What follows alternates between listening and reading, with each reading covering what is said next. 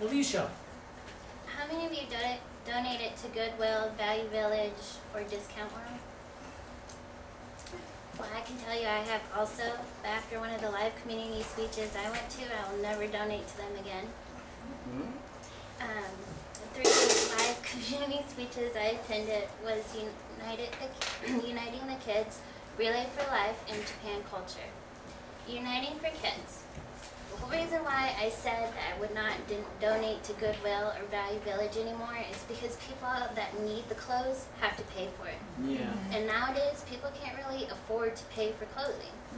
So this Uniting for Kids, it's also called Caring for Kids, is a lady that I saw, watched, and she did an awesome job. She's probably like around her 65, and she was her first time she's ever done a slideshow, and she did pictures and she talked with it. She was very energetic. And what I liked about her so much is she does work for kids. And this right here is the list of things that she does and how many people she helps out a week. And this is a nonprofit organization. She does this herself without even being paid for it. A lot of her work is to anyone in their Pierce County district. They have tons of services. Their clothing bank, they do 31 orders a week. So they help 31 kids a week for clothes. This includes pants, shirts, shoes, socks, underwear, and it's all donated. They have also emergency food and family kit, and they do 80 food kits a week. They also pass out hygiene products, school supplies, baby clothing that goes to WIC and the pregnant centers, just in case if the mothers need anything, like onesies. They also give seniors in high schools, because they have to do the portfolio, they have to go around and talk to people and shadow someone. So a lot of those kids can't afford nice clothing, so they hook up with them and they give them nice clothing so they can be presentable. They also have a dental van that goes around. The fire department, they donate 100 bike helmets about every couple of months. They have two big events. It's Ready to Learn, which I thought was pretty neat. They do it in the summertime, and they lay out a really huge tarp, and they put tons of toys on the tarp, and all these families come, and they just let the kids go at it. So whatever they grab, they can have. And they have different times.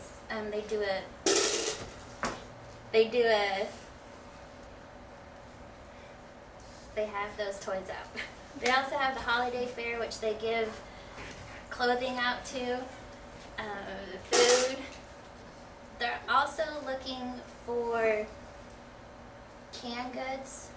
So I know a lot of you guys have kids, and I know a lot, they grow out of their clothes, and instead of bringing them to Goodwill or Value Village or anything like that, I would call this lady, and right here is her number. Right here is Diane for more so. And give your clothes to her, because she gives them to people who do really need it. The second one that I went to was Relay for Life.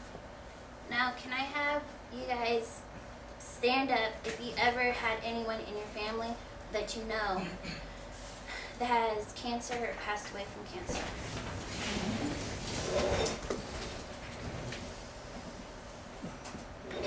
This is how the gentleman started his presentation. You guys can sit down.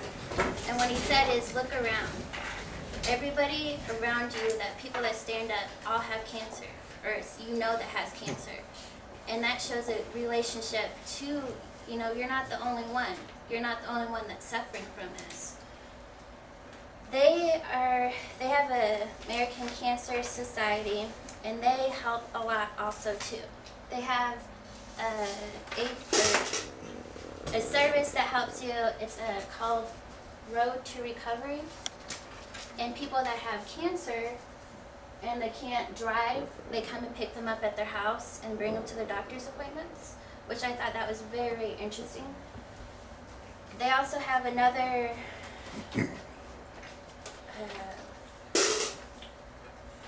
service that they offer is for women that have breast cancer or going through any cancer and going through chemo.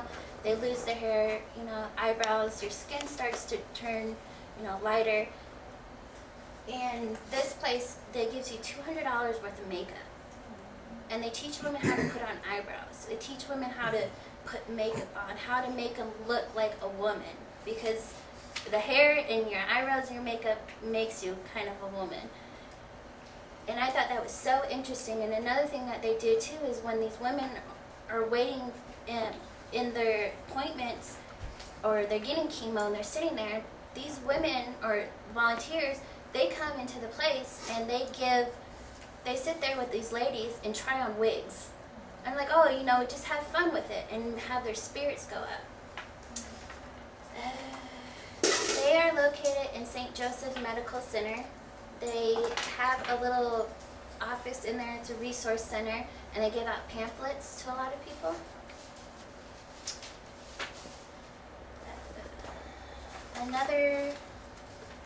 These are kind of a list of things that they do right here too. They also have men to men, because a lot of men have prostate cancer. And so they meet up, they get men volunteers or whoever's had prostate cancer, and they can meet them up with other guys and they can communicate with each other. Because sometimes it's embarrassing for men to talk around females about certain issues, you know. And they gave us also this information, and it just amazed me how much they help people.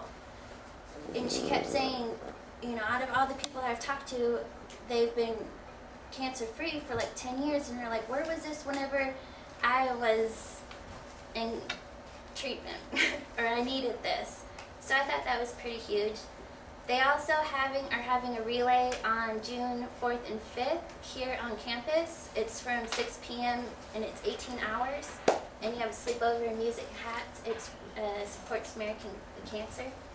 Another one that I went to, community speech, was Japan culture, which I didn't really like. I didn't think she presented it that well. She gave it.